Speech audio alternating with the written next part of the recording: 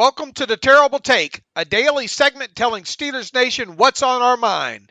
I'm Bryan. The Pittsburgh Steelers broke mandatory minicamp on Thursday, and next up for the team will be training camp at St. Vincent College in Latrobe. Ahead of training camp getting underway, however, there will be a lot of speculation about who will and won't ultimately make the team's 53-man roster this year. With that, I thought that today we would take a quick look at the Steelers' wide receiver depth chart as minicamp comes to a close. Specifically, I thought today would be a great day to discuss veteran wide receiver Anthony Miller, who spent most of the 2021 season on the Steelers practice squad. With three wide receivers lost from last season in Juju Smith-Schuster, James Washington, and Ray McLeod, the team drafted two more young receivers in the form of George Pickens and Calvin Austin III. Additionally, the team signed free agent wide receiver Gunnar Olszewski to a 2-year deal this offseason. Olszewski, however, is mostly viewed as a return specialist. Obviously, the team has two wide receivers back from 2021 in the form of Deontay Johnson and Chase Claypool.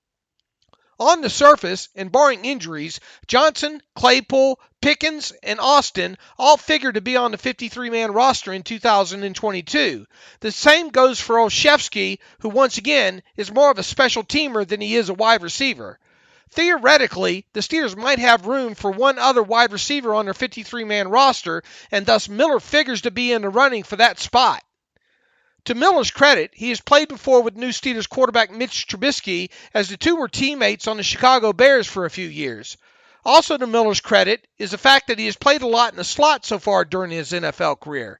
He talked about that some during mandatory minicamp. "My whole career, I've played in the slot," Miller said, according to Sports Illustrated. "That's just what made sense to me, and I've learned even more about the slot after not playing last year. It gave me some opportunities to see things through the other guys and see things on film from afar." The Steelers seem to be having an open competition for the starting slot wide receiver position this offseason on the heels of Smith-Schuster and McLeod leaving via free agency. In short, it sounds like Miller, who looks to be in excellent shape this offseason, by the way, should have a decent shot at winning that job, at least to start the season. If, however, Miller wants to increase his chances of making the 53-man roster, he might need to increase his special teams value during the summer as well. By the sound of things, he's up to doing just that. "Actually, my first play in the league was a tackle on kickoff," Miller told SI this week. "I'm very familiar with special teams, and I feel like that's a good option for me. I'm ready to play anything.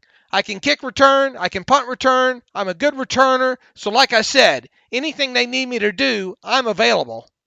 Speaking of being available, that's another thing that Miller will need to do from now until week 1. He can't afford any nagging injuries throughout training camp and the preseason. Personally, I was hoping we would see Miller play more than he did last season, and mainly because of his slot experience.